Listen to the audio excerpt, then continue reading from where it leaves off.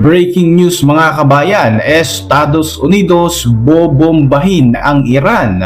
Digmaan sa pagitan ng Islamic Republic of Iran at ng Amerika, magsisimula na nga ba?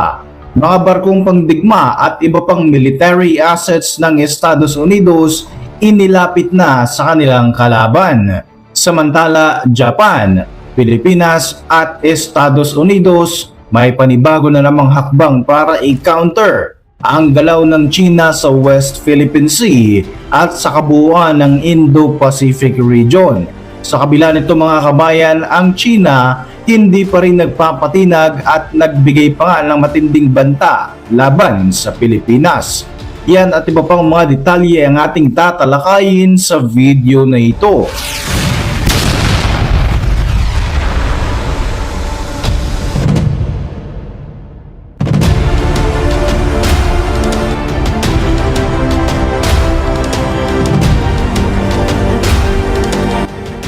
Ito na nga mga kabayan, lumabas sa mga bali-balita hinggil sa paggalaw ng US sa kanilang mga military assets at inilapit na nga nila ito sa lugar kung saan madali silang makakapagsagawa ng mga pag-atake sa bansang Iran.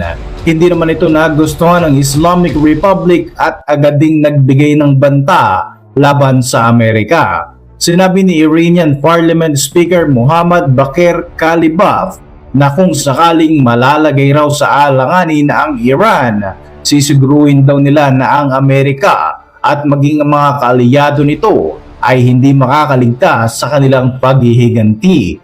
Ang pahayag na ito ng Iran ay malinaw na banta di umano sa puwersa ng Amerika na nakabase sa Iraq, Syria at iba pang mga bahagi ng Middle East. Bukod nga rito mga kabayan, nilinaw rin ng Islamic Republic na hindi sila makikipagnegosasyon sa Amerika, partikular na nga sa kagustuhan ni US President Donald Trump na mapag-usapan ang nuclear capability ng Iran.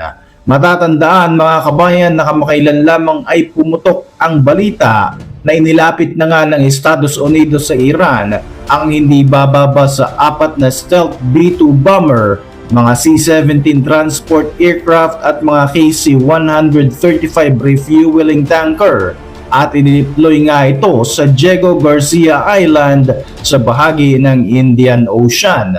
Sa ngayon, mas lalo pang tumataas ang tensyon sa pagitan ng Iran at Amerika, lalo pa nga't sinabi ni Trump na handa nga itong gumamit ng maximum pressure laban sa Tehran hinggil pa rin sa usapin ng nuclear program nito.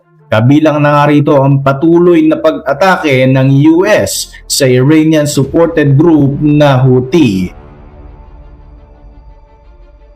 Ayon naman sa ulat ng Reuters ay nakahanda si US President Donald Trump na bombahin ang Iran kung kinakailangan, kung hindi raw ito sasang-ayon na magkaroon sila ng nuclear deal. Bukod nga rito mga kabayan, nagbanta rin ang Washington sa Tehran ng secondary tariff.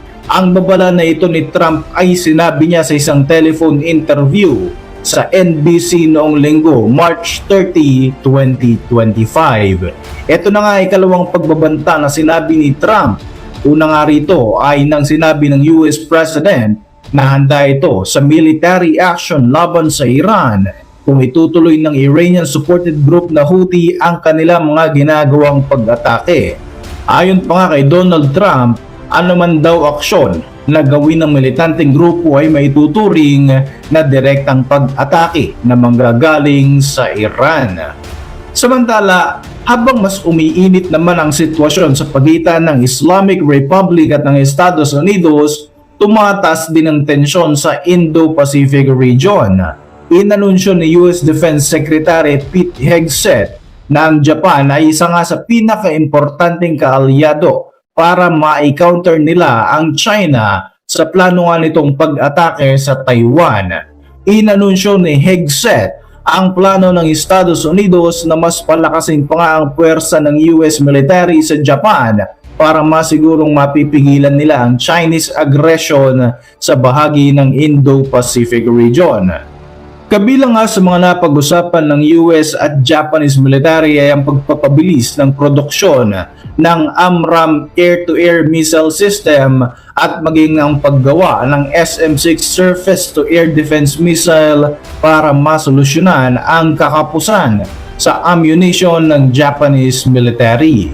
Sa kasalukuyan mga kabayan ay mayroong 50,000 US military personnel at mga esquadron ng fighter jet na nakaistasyon sa Okinawa malapit sa eastern part ng Taiwan. Sa plano nga itong pagpapalakas ng US at Japan, inaasahang mas madadagdagan pa nga ang bilang ng US forces dito para maisakatuparan ang kanilang misyon na pigilin ang ambisyon ng China na mag-ari-arian sa buong Indo-Pacific region. Bukod nga rito noong March 29, nagpadala pa nga ng F-16V jet fighter ang Estados Unidos sa Taiwan para mas palakasin naman ang military presence ng Amerika sa lugar na ito. Matapos nga ang tuloy-tuloy na mga air incursions na ginagawa ng China sa loob mismo ng Taiwanese territories. Bukod nga sa pagpapalakas sa mga bansang Japan at Taiwan, tuloy-tuloy din ang ginagawang military drills ng Estados Unidos kasama ang Pilipinas. Kasama ng Armed Forces of the Philippines ang mga naval unit ng Japan at Amerika sa pagsasagawa nga nito ng mga panibagong multilateral maritime cooperative activities sa bahagi ng West Philippine Sea. Ang aktibidad na ito ay naglalayong mas paigtingin pa nga ang interoperability ng bawat bansa at upang mas palakasin pa ang kakayahan ng ating bansa lalo na nga sa usapin ng territorial defense. Nakilahok sa maritime exercises na ito ang guided missile frigate na BRP Jose Rizal FF-150, isang AW-109 helicopter, isang C-90 aircraft at mga search and rescue assets ng Philippine Air Force. I-deploy naman ng Japan ang multi-mission frigate na JS Noshiro FFM-3. Kasama rin dito mga kabayan ng maritime helicopter SH-60K, abang nagpadala naman ng Amerika ng guided missile destroyer DDG Shu, multilateral helicopter MH-60R at ang maritime patrol aircraft na P-8A Poseidon.